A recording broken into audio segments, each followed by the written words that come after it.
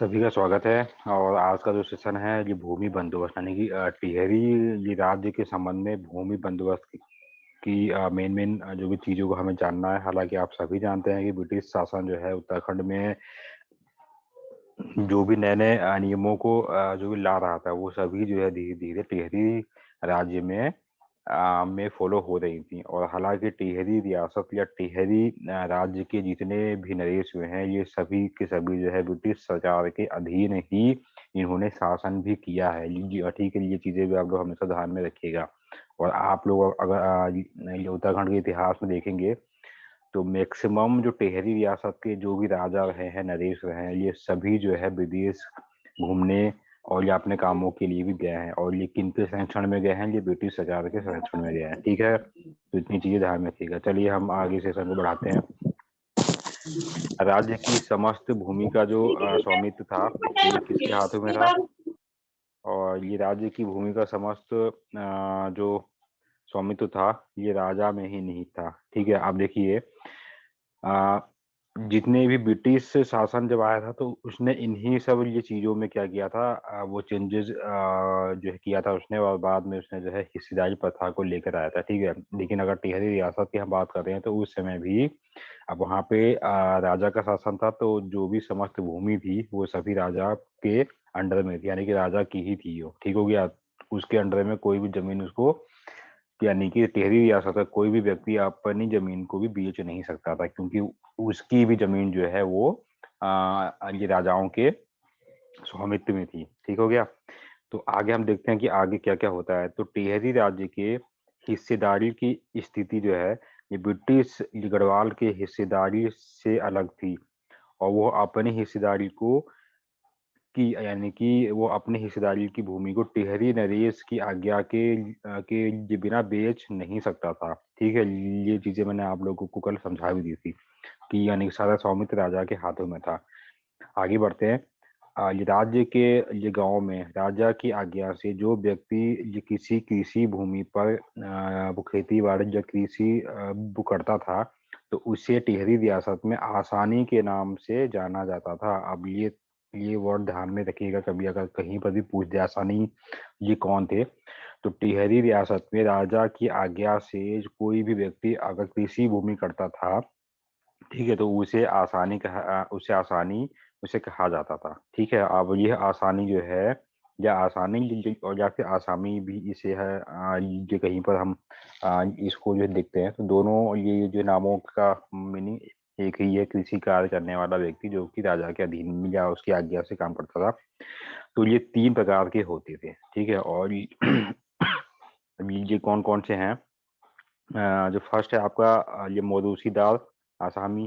ठीक है, दूसरा होता है ये खाएगा आसामी, फिर तीसरा होता है सिरतान आसामी। ठीक है, अब इनको वन बाय वन हम देखते हैं क्या क्या चीजें हैं, ये अच्छे से समझिएगा आप लोग। ठीक हो गया, तो ये मौरूसीदार आसामी ये कौन होता था? ये टिहरी नरेश या हिस्सेदार की आज्ञा से उसकी भूमि को ये बिना किसी अन्य की अधीनता के ये कमाता था और राजस्व ये मतलब कि नरेश को देता था। यानी कि एक यह स्वतंत्र ये ऐसा व्यक्ति था जो टिहरी नरेश या उसके हिस्सेदार की आज्ञा से, अब मतलब हिस्सेदार का मतलब यहाँ पर ऐसे आप समझ सकते हैं कि टिहरी नरेश ने किसी को भूमि दी। ठीक हो गया, अब उस भूमि को उसने क्या कर दिया, उसने चार भागों में क्या कर दिया, बांट दिया। अब वो चार भागों में क्या हुई, अब वो बढ़ गई। तो अब वो चार भाग जिसके अंडर में आएंगे तो अब और वो अपने अंडर में जिस व्यक्ति को भी रखेगा तो वो मौसूरीदार के नाम से जाना जाएगा। वो जो है हिस्सेदारी की आज्ञा से उसकी भूमि को ये बिना किसी अन्य की अधीनता के अब वो स्वतंत्र रूप से वो खेती करेगा और उससे पैसा कमाएगा और टैक्स जो है वो टिहरी नरेश के को देगा। ठीक हो गया, तो ये हो गया मोरूसीदार आसामी। अब दूसरा जो आता है ये खारकर आसामी। अब यह दोनों कौन थे? तो यह उस आसामी को कहते थे जो मोरूसीदार के अधीन उस भूमि को कमाता था। अब क्या होता है कि देखिए मोरूसीदार के भीतर में भी कुछ लोग जो है होते थे। ठीक हो गया, अभी आज के समय पे ये सब ये जो भी चीजें हैं ये नहीं है। आज के समय पे अब क्या होता है, ठेकेदारी प्रथा है। अगर जो है किसी के हाथ में अगर समय नहीं है तो वो ठेके पर भी अपनी जमीन को दे ही देगा। फिर वो ठेकेदार अपने अधीन में बहुत सारे लेबरों को या कृषि श्रमिकों को रखकर काम करवाएगा और पैसे कमाएगा।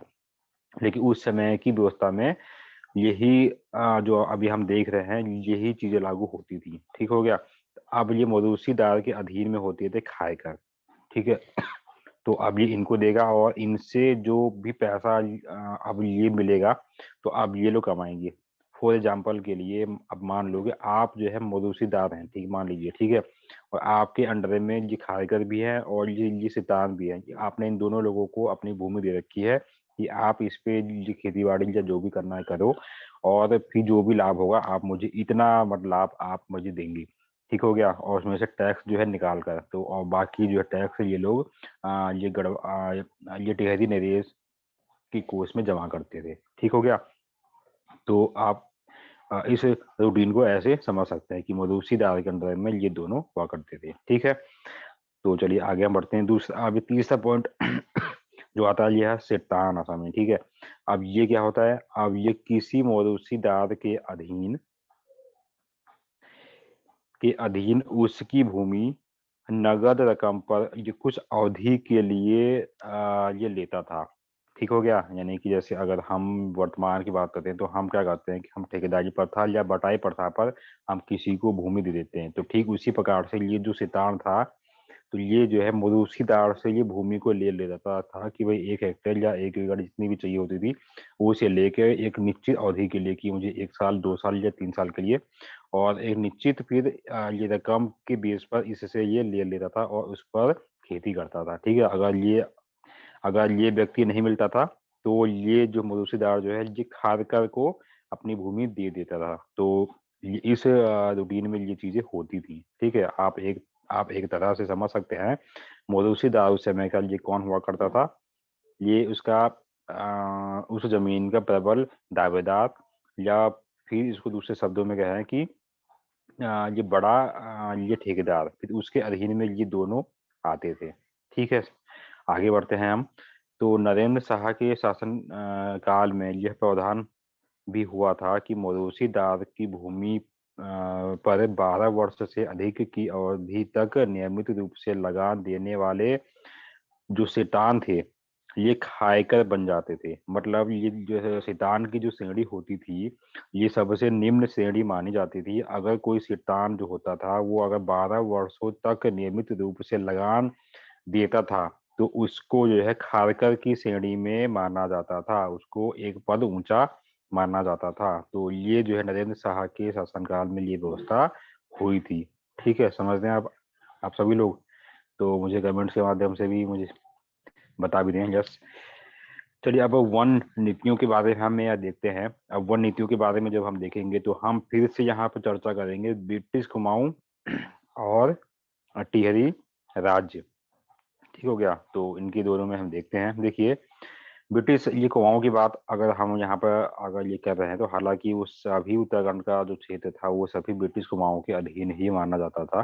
ठीक है। तो इसमें ये पॉइंट कुछ दिए गए हैं। उत्तराखंड में रेलवे के स्लीपर के निर्माण के साथ वनों का दोहन शुरू हुआ। हालांकि उस समय जब ब्रिटिश सरकार आई थी तो रेलवे का जो है कहते हैं ये चलन भी इनके द्वारा ही शुरू हुआ था। अब उसके लिए रेलवे के स्लीपरों के निर्माण के लिए लकड़ी की आवश्यकता थी जो कि प्रचुर मात्रा में उत्तराखंड में हुआ करती थी। तो यहाँ से इस काल से अगर हम कहें तो ब्रिटिश शासन काल से वनों का दोहन शुरू हो चुका था। ठीक है।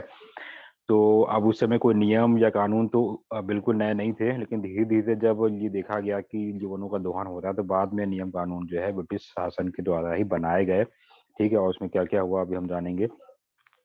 तो वनों की अत्यधिक जो जो भी कटाई हो रही थी तो उस पर कोई लगाम नहीं लगाया जाता था। मतलब एक दिन में या जितनी भी जो भी जो पेड़ काटने हैं वो काटे जाते थे। ठीक हो गया। तो उस समय जो है वातावरण और ये जलवायु को ध्यान में नहीं रखा गया, लेकिन बाद में इसके लिए कुछ होता है। 1855 में ब्रिटिश सरकार के द्वारा वन विभाग की स्थापना हुई जो कि आज भी है। ठीक है। तो ये ध्यान में ये रखिएगा कि 1855 में वन विभाग की स्थापना की गई थी। आगे हम बढ़ेंगे। अब 1863 में तत्कालीन कुमाऊं की समस्त ऐसी भूमि जो कृषि योग्य नाप भूमि के अंतर्गत नहीं आती थी, मतलब जो जो कृषि भूमि नहीं थी, को संरक्षित घोषित करने के बाद इस भूमि को राजस्व विभाग को दे दिया गया था।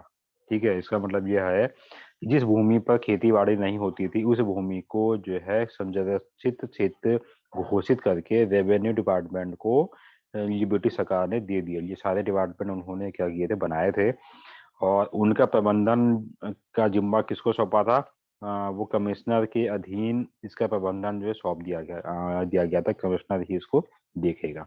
तो ये सब चीजें हुई थी। और जब हम होने वाला सेशन जब हम पढ़ेंगे तो उसमें और भी इसकी ये बड़ी रूपरेखा को देखेंगे कि इनके समय में और जो है क्या क्या चीजें होती हैं, और वन विद्यालय ये महाविद्यालय ये जो है कब और कहाँ पर खोले गए। हालांकि देहरादून में वन महाविद्यालय की शुरुआत हुई थी। ठीक है, आप सभी जानते होंगे। और अब तो वो देहरादून में क्या FRI भी है। इसकी फुल फॉर्म मुझे बताइए। तो हम बढ़ते हैं आगे की ओर। तो ये बाकी सेक्शन हम उस वाले में हम देखेंगे। अब वन ये नीति के संबंध में टिहरी राज्य के संदर्भ में हम यहाँ पर देख लेते हैं क्या था। और मैंने बता भी रखा था कि आप सभी को टिहरी राज्य या टिहरी रियासत में सब चीजें ब्रिटिश सरकार की ही फॉलो हो रही थी। ठीक हो गया। तो इसी में 2 पॉइंट ये इंपॉर्टेंट है। देखिए, ब्रिटिश शासन के समान ही वन नीति यहाँ पर भी लागू हुई। ठीक है, पहला पॉइंट है। दूसरा है, नरेंद्र शाह के शासनकाल में 1855 में टिहरी रियासत में भी वन विभाग का गठन कर दिया गया, क्योंकि 1855 में क्या हुआ था, ब्रिटिश शासन ने वन विभाग की स्थापना भी कर दी थी। ठीक है, तो वही रूपरेखा जो है हमें टिहरी राज्य से भी प्राप्त होती है। जैसे आप लोगों ने ये सब पढ़ा होगा, टिहरी ये राज्य में टाइपराइटर का स्कूल हुआ। सॉरी, ये टाइपराइटर का उसका मतलब कि वहाँ पर यूज हुआ। अंग्रेजी शिक्षा वहाँ शुरू हुई, स्कूल वहाँ बनाए गए, स्कूलों का जो है कल्याण भी हुआ। दूरबीन से सौरमंडल के संदर्भ में रिसर्च भी होने जो लगी है। तो इसके अनगिनत जो भी चीजें थी, ये सब जो है ब्रिटिश सरकार से यहाँ पर आ रही थी। ठीक है, तो इतनी चीजें ध्यान में आप लोग रखिएगा। चलिए आगे बढ़ते हैं। अर्थव्यवस्था अर्थव्यवस्था आय के साधन। अब उस समय की आय के साधन को हम देख लेते हैं। तो ब्रिटिश सरकार ने ये प्रारंभ में गोरखा युगीन सभी करों को हटाकर केवल 2 प्रकार के करों को का निर्धारण किया था। ठीक है, चंद वंश के समय में हमने यह जाना था कि उनके समय में 36 प्रकार के करों को लिया जाता था, जिसे बाद में गोरखाओं ने क्या कर दिया था, अपने हिसाब से उसमें जो है उनमें जो है घटाया गया था। लेकिन जो टैक्स की जो सीमा थी उसे बढ़ा दिया गया था। नंबर ऑफ टैक्सेस को घटा दिया गया था, लेकिन लिमिट ऑफ टैक्सेस को जो है बढ़ा दिया गया था। ठीक है, तो अब यहाँ पर जब ब्रिटिश सरकार आती है तो इन्होंने भी अपने हिसाब से इन्होंने भी काम किया, और गोरखा युगीन जो भी कर थे तो उसके जगह पर अपने द्वारा निर्धारित किए गए करों को लागू किया। अच्छा, गोरखा युगीन जो भी कर मैंने आप लोगों को समझाया था उस दिन, उनमें से 2-3 करों के नाम जो है बताइए मुझे, अगर आपको याद होंगे सारे। तो जब तक मैं बढ़ता हूँ आगे, तो देखिए अब ये प्रकार के लिए कर जो है ब्रिटिश सरकार के द्वारा लिए जाने लगे। तो पहला ये माल कर है, दूसरा जो है ये सायर है। तो ये चीजों को भी ध्यान में आप लोग रखिएगा। ठीक है, कभी भी सवालों में दे दिया जाएगा 2 प्रकार के कर की शुरुआत कहाँ से हुई थी, ब्रिटिश सरकार से हुई थी। और ये माल कर जो क्या था, यह एक भूमि कर था। ठीक है, और ये यानी कि भूमि कर की वसूली जो है ये प्रधानों से की जाती थी। इन्हीं प्रधानों को जो है प्राचीन काल में गांव का सयाना या बूढ़ा केदार के नाम से भी जाना जाता था। और फिर इनका नाम जो है फिर ये इस समय में इनका नाम परिवर्तित होकर प्रधानों के नाम में आया। अब वर्तमान में ये नाम ग्राम प्रधान के नाम से जाना जाता है। ठीक है, और ये जो भूमि कर था माल, तो ये कितना लिया जाता था, 1/3। ठीक है, अगर चंद वंश के समय की हम बात करें तो उस समय भूमि कर कितना था, यानी कि राज्य उपज का जो भी रेवेन्यू था वो कितना लिया जाता था, क्योंकि भाई ब्रिटिश सरकार ने तो 1/3 ये कर दिया था, यानी कि बढ़ा दिया था। ठीक है, और यही चीजें जो है चंद वंश के समय में क्या थी, 1/6 थी। आप लोगों को मालूम होगा। तो मतलब कि रूटीन ऐसा रहा कि प्राचीन समय में ये भले करों की संख्या ज्यादा रही थी। ठीक है, लेकिन उस समय करों का जो बोझ था वो ज्यादा नहीं था। जैसे जैसे आधुनिक वाले काल में आते गए, वैसे वैसे करों, नंबर ऑफ टैक्सेस तो घट गए, लेकिन उनकी लिमिट जो है बढ़ती गई। तो उसी का ही यहाँ पर एग्जाम्पल है 1/3 टैक्स ब्रिटिश सरकार के द्वारा लिया जाने लगा। ठीक है, समझ रहे आप लोग। दूसरा है शायर।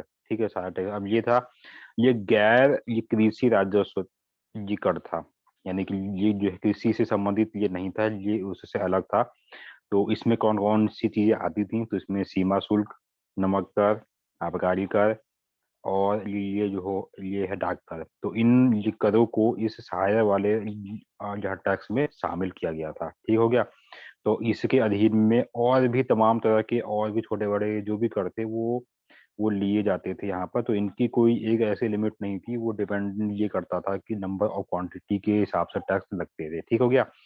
तो बस इसमें ये माल कर वाले का ध्यान रखना है 1/3 वाले में, यानी कि उपज या फिर लैंड रेवेन्यू के से संबंधित है।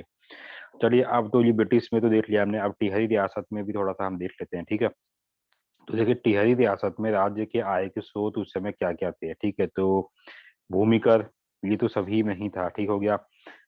और ये वनों से ठेके, न्यायालय, यातायात, आयात और ये निर्यात कर, उत्पादन बिक्री कर, ये सब जो है उस समय के थे। और इसी से जो है टिहरी के शासकों की आमदनी होती थी, उनका संचालन होता था। ठीक है। अब इसमें की भी अगर हम बात करें तो वन ये विभाग से सर्वाधिक आय प्राप्त होती थी, क्योंकि उस समय ये संपूर्ण जो क्षेत्र था वनों से घिरा हुआ था, और वनों की कटान से ही, ठेके से ही अधिकतम जो ये थे टैक्स थे वो प्राप्त होते थे। ठीक है। तो ये ध्यान में आप लोग रखिएगा। खेती वाली भूमि जो है वो लिमिटेड ही हुआ करती थी। चलिए आगे बढ़ते हैं। ये भूमि कर 14 आना, यानी कि अगर टिहरी रियासत के बारे में हम बात करें तो भूमि कर जो है 14 आना, यानी कि 7/8 नगद के रूप में ये मामला के नाम से लिया जाता था यह टैक्स। ठीक हो गया। और ब्रिटिश शासन में ये माल के नाम से लिया जाता था ये वाला भूमि, ये मतलब ये भूमि कर। और और टिहरी रियासत में नगद रूप में मामला के नाम से लिया जाता था। ठीक है, जो कि 7/8 नगद के रूप में लिया जाता था। ठीक है। और दो प्रकार के भूमि कर लिए जाते थे। तो एक तो ये देख लिया हमने, दूसरा है आपका ये भूमि कर 2 आना। ठीक है। अब इसमें इसे किस नाम से लिया जाता था, ये 1/8 ये लिया जाता था, और ये जो अन्य के रूप में लिया जाता था। अगर मान लीजिए ये सब चीजें इसलिए दो भागों में टूटी थी। मान लीजिए किसी के पास में अगर अन्य नहीं है या नगद है, तो वो इस रूप में नगद के रूप में देगा, जिसे मामला के नाम से जाना जाएगा। ठीक है। और जिसके पास में नगद नहीं है और उसके पास में अनाज है, आप सभी जानते हैं कि प्राचीन जो भी पद्धतियां हमारी रही हैं वो अनाज के के एक्सचेंजेबल रूप में रही हैं। यानी कि अगर किसी के पास में अगर चावल है, उसे दाल लेनी है, तो वो चावल देगा, फिर वो दाल लेगा। ठीक हो गया। तो ये व्यवस्था भी थी। तो अन्य के रूप में अगर है तो 1/8 जो है टैक्स वो देना पड़ता था, और जिसे कहा जाता था बिसाही या जो है ये बरा। तो दो नामों से ये जो है अन्य के रूप में ये पूछा जा सकता है कि टिहरी रियासत में नगद के रूप में लिया जाने वाला भूमि का था। ऑप्शन में दिया जाएगा मामला। वैसे ही दिया जाएगा टिहरी रियासत में अन्य के रूप में भूमि का लिया जाता था। तो ये नाम ध्यान में रखिएगा। ठीक है, समझ गए तो मुझे बता दो आप सभी। तो ये तो था आपका ये वाला सेशन जो ये कल होना था, और आज ये कंप्लीट हो गया है। अच्छा, अब इसी में हम जो है कुछ बातों को अभी हम जान लेते हैं जो कि हमने कल, एक दो चीजों को हम देख लेते हैं। देखिए, ये कीर्ति साहा के संबंध में मैंने आप सभी को जानकारी अच्छे से कल मैंने समझा भी दी थी। ठीक हो गया। और उनमें से सवाल आने हैं। और कीर्ति साहा जो है ये बड़े विद्वान थे और बड़े धार्मिक प्रवृत्ति के व्यक्ति थे। ठीक हो गया। जिस प्रकार से भारतीय इतिहास में अकबर धार्मिक प्रवृत्ति का व्यक्ति था, जिसे महान अकबर के नाम से भी, जय सम्राट अकबर के नाम से भी जानते हैं। ठीक है। तो कीर्ति साहा के बाद में नरेंद्र शाह जो है टिहरी रियासत के ये बनते हैं, शासक बनते हैं। इनके बारे में भी मैं 2-3 लाइनों में इनके संबंध में समझा देता हूँ, आप सभी को ध्यान में रखिएगा, भूलिएगा नहीं। अब इन्होंने क्या क्या किया था। तो देखिए, इनका जन्म जो है प्रताप नगर में हुआ था। ठीक है। यानी कि नरेंद्र शाह जी का प्रताप नगर में हुआ था। इन्होंने क्या किया था, देखिए, अपने राज्य में अब देखिए, अब ये सब चीजें क्यों हो रही थी। देखिए, वन विभाग की स्थापना तो हो चुकी थी 1855 में यहाँ पर, और ये इनका जन्म 1898 में हुआ था। तो यानी कि उस विभाग को आगे इनको क्या करना था, चलाना था। तो वन विभाग की उन्नति के लिए इन्होंने बहुत बढ़िया और विशेष प्रयास भी किए थे। हालांकि उस जो भी प्रयास थे वो आंदोलनों में वो परिवर्तित भी हुए हैं। आप सभी जानते हैं तिलाड़ी कांड और ये सब कांड इन्हीं के मतलब इन्हीं के समय के हैं। तो वन विभाग की उन्नति नरेंद्र शाह ने क्यों चाही? क्योंकि देखिए, आपको मैंने बताया था कि टिहरी रियासत में सर्वाधिक जो टैक्स या आमदनी होती थी वो वन विभाग से होती थी। तो निर्देशों का यही था कि वन विभाग की उन्नति जो है इस पर फोकस दिया जाए। तो अपने राज्य में युवकों को फॉरेस्ट ट्रेनिंग जो है कॉलेज यानी कि देहरादून में इन्होंने प्रशिक्षण के लिए मतलब भेजते थे। और ये जो कॉलेज था ये ब्रिटिश जमाने का कॉलेज की शुरुआत हुई थी। और मैंने आपको पहले ही बता रखा है कि ब्रिटिश सरकार और ये टिहरी रियासत के जो भी नरेश थे इनकी आपस में बनती थी अच्छी, ठीक है। ये उनके अधीन थे और ये जो उनकी बात मानते थे वो उनकी ये बात मानते थे। तो इनको कहीं पर भी आने जाने में या कहीं पर भी ट्रेनिंग के संबंध में कोई भी रोक टोक नहीं थी। तो इन्होंने अपने समय में फॉरेस्ट ट्रेनिंग कॉलेज जो कि देहरादून में है, यहाँ पे अपने राज्य के टिहरी रियासत के लोगों को ट्रेनिंग दी कि वन विभाग की उन्नति जो कैसे हो उसके संबंध में, ठीक हो गया। और उसके बाद में इन्होंने कई लोगों को प्रशिक्षण के लिए वन विभाग में इन्होंने जर्मनी और फ्रांस भी अपने टिहरी रियासत से भेजा था। और छोटे छोटे विद्यालयों की स्थापना भी की थी। और इनसे पहले जो कीर्ति शाह और प्रताप शाह इन लोगों ने जो भी स्कूलों की स्थापना जो भी की थी, उन स्कूलों का उच्चीकरण कर कर इन्होंने इंटरमीडिएट वाले कॉलेज में सबको जो है बदल दिया था, ठीक है। तो इतनी ये सारी व्यवस्थाएं जो है नरेंद्र शाह ने अपने शासनकाल में की थी। इन चीजों को भी ध्यान में रखिएगा, ठीक है। यानी कि इनका फोकस था वन डिपार्टमेंट, ठीक है। समझ में आता है आप सभी को? तो आंसर भी मुझे दे दीजिए। और देखिए, इसके बाद में होता क्या है कि अब ये मेन मेन पॉइंट पर ही जाऊंगा। उसके बाद में इन्होंने सड़क के निर्माण पर भी इन्होंने रुचि ये लेकर आया। क्योंकि देखिए, ब्रिटिश जमाने में सड़कों पर भी बेहद जो काम वो चल रहा था। तो उसको देखते हुए टिहरी रियासत में भी सड़कों का निर्माण इन्होंने शुरू करवाया, ठीक हो गया। वनों का वाला तो काम हो ही रहा था और सड़कों वाला भी काम इनके द्वारा शुरू हुआ, ठीक है। और और यहाँ कीर्ति नगर तक यानी कि से लेकर नरेंद्र ये नगर तक जो भी सड़क थी उसको इन्होंने क्या किया था, बनवाया था। क्योंकि नरेंद्र नगर शहर की स्थापना इन्होंने अपने नाम से ही की थी। और कब की थी? 1921 में इन्होंने अपने नाम पर एक नरेंद्र नगर सिटी की स्थापना की थी। और इसी को इन्होंने अपनी राजधानी भी बनाया था, ठीक है। और इन्होंने राजधानी कब बनाया? तो नगर की स्थापना तो हुई थी 1921 में, नरेंद्र नगर की स्थापना, ठीक है। अब नरेंद्र शाह जो है अब इसको अपनी राजधानी ये कब अब बनाएंगे? तो 1925 को 1925 को टिहरी रियासत की जो राजधानी है वो जो है नरेंद्र नगर ये बन चुकी थी, ठीक है। समझ रहे आप लोग? कभी आपको सवाल देगा तो ध्यान में रखिएगा आप सभी लोग। तो अब इनके समय में दो तीन घटनाएं बहुत मतलब हुई हैं। और वो कौन कौन सी हैं? एक तो है ये दवाई जिसे तिलाड़ी के नाम से हम जानते हैं। और दूसरा जो है श्री देव सुमन का देहांत, ठीक है। ये दोनों ही घटना इनके समय की हैं। और दुर्भाग्यवश ये दोनों ही घटनाओं के समय ये अपने टिहरी रियासत में नहीं थे, ये विदेश गए हुए थे, ठीक हो गया। तो जब ये आए तब इनको ये सब ये चीजें मालूम चली थी। तो अब उसके बाद में होता क्या है कि नरेंद्र शाह जो है अब जन आंदोलन जो है वो शुरू हो चुके थे। क्योंकि अब जब ये यहाँ पर नहीं थे तो उनके समय में ये चीजें हो चुकी थी। तो अब जन आंदोलन की शुरुआत भी हो चुकी थी। तो उसी को देखते हुए इन्होंने 1949 को 1948 को नरेंद्र शाह जी ने नरेश की गद्दी छोड़ दी, ठीक हो गया। अब इन्होंने छोड़ी तो उनके बाद में इनके जो बेटे थे जिनका नाम है मानवेंद्र शाह, तो ये गद्दी पर बैठते हैं 1948 में, ठीक हो गया। ये भी इम्पोर्टेंट है। और जब ये बैठते हैं तो बैठने के बाद यानी कि 2 साल के बाद 1950 में, ठीक है, नरेंद्र शाह जी की जो है दुर्घटना में मृत्यु हो जाती है, ठीक है। तो अब उसके बाद में मृत्यु हो जाती है, लेकिन उससे जो है पहले पहले ही 1 अगस्त यानी कि 1/8 1949 1949 को ये टिहरी रियासत जो है ये भारत में समाहित हो जाती है, क्योंकि जन आंदोलन इतने ज़्यादा बढ़ गए थे कि ये मानवेंद्र शाह जो है लंबे समय तक इसको संभाल नहीं सके, और मजबूरीवश इनको जो है टिहरी रियासत को भारत में इनको क्या करना पड़ा, ये विलय करना पड़ेगा। ठीक है, तो उस समय इनकी आयु इतनी ज़्यादा नहीं थी, और मानवेंद्र सिंह जी की इनकी मृत्यु जो है फिर 2007 में हुई। ठीक है, समझ गए आप लोग।